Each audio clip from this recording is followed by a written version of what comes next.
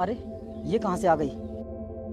और मेरे दोस्तों अभी दारू और चखना लेकर आने वाले होंगे। अगर इसने उन्हें देख लिया तो फिर दिक्कत हो जाएगी। अरे भैया आप यहाँ पर बैठे हो, मैं आप ही से मिलने के लिए आई थी। बहन तुझे यहाँ फार्म हाउस पर आने की क्या जरूरत थी? तू घर चल, मैं वहीं पर आकर मिलता हूँ तुझसे।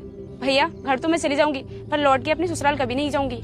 ऐसा क्यों बोल रही है? किसी ने कुछ कहा तुझसे? बता मुझे। भैया विकास के गुजर जाने के बाद मेरे ससुराल वाले मुझे परेशान करते हैं, मुझे ठीक से पढ़ाई नहीं करने देते, मुझे ताना भी मारते हैं। बहन तेरे ससुराल वालों की इसमें कोई भी गलती नहीं है, वो अपनी जगह बिल्कुल ठीक है, क्योंकि तेरी पढ़ाई लिखाई की वजह से ही उनका बेटा इस दुनिया को छोड़कर चला गया। और अगर तेरा पेपर दिलवाने के लिए वो शहर नहीं जाते तो शायद आज वो जिंदा होते। और इसीलिए तेरे ससुराल वाले तुझसे नाराज रहते हैं, क्योंकि उन्हें बुरा लगता है, क्योंकि तेरी वजह से हुआ है जो कुछ भी हुआ है। इसलिए मैं तुझसे कहता हूँ कि तू अपनी पढ़ाई लिखाई बंद कर दे, और जैसा तेरे ससुराल वाले तुझसे कहते हैं तू वैसा ही कर।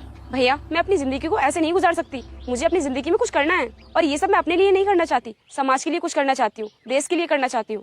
ठीक है तू अभी घर जा, घर पर आकर मिलता हूँ तुझसे। ठीक है भैया चलती हूँ मैं। यार मेरी जिंदगी में एक तो पहले से ही टेंशन चल रही है, और इधर मेरी बहन ने घर वापस आकर मेरी टेंशन को और बढ़ा दिया। समझ नहीं आ रहा कि मैं क्या करूँ। भाई तू टेंशन क्यों लेता है? तेरी बहन यहाँ हमेशा के लिए तो आई नहीं है, एक दो दिन रुकेगी फिर वापस चली जाएगी। अरे भाई वो एक दो दिन के लिए नहीं आई है यहाँ पर, हमेशा हमेशा के लिए आई है, क्योंकि उसके सर पर ना पढ़ाई का भूत सवार है। बहुत पैसा बर्बाद करवा देगी वो मेरा पढ़ाई में। क्या कहा भाई? वो हमेशा हमेशा के लिए आई है? इससे तो तेरे कंधों का बोझ और बढ़ जाएगा और तू अपने लिए कुछ कर भी नहीं पाएगा। हाँ यार बिल्कुल सही कह रहे हो तुम लोग। यार मुझे कुछ ऐसा रास्ता बताओ ना जिससे कि मैं इस टेंशन से बाहर हो जाऊँ। विक्रम, मेरा एक दोस्त है, उसकी भी शादी हो गई थी, लेकिन किसी कारण उसकी पत्नी मर गई। अगर तू चाहे तो अपनी बहन की शादी उससे करा दे। बहुत ही अच्छा लड़का है वो, तेरी बहन की सारी जिम्मेदारी उठा लेगा वो। हाँ मैं तैयार हूँ अपनी बहन की शादी उससे करने के लिए, तुम मुझे उससे मिलवाओ। तो फिर ठीक है, शाम को चलते उससे मिलने।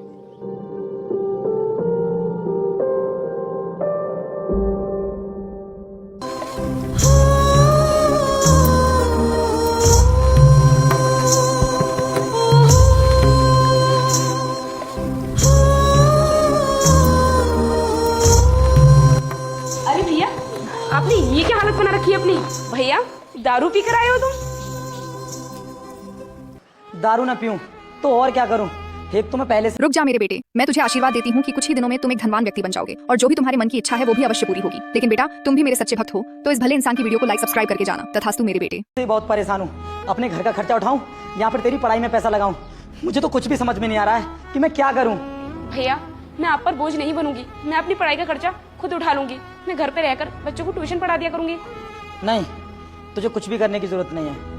मैंने तेरे लिए एक बहुत अच्छा लड़का देख लिया है, और मैं तेरी शादी उसी से कराऊंगा। अब तुझे किसी भी काम को करने की जरूरत नहीं पड़ेगी।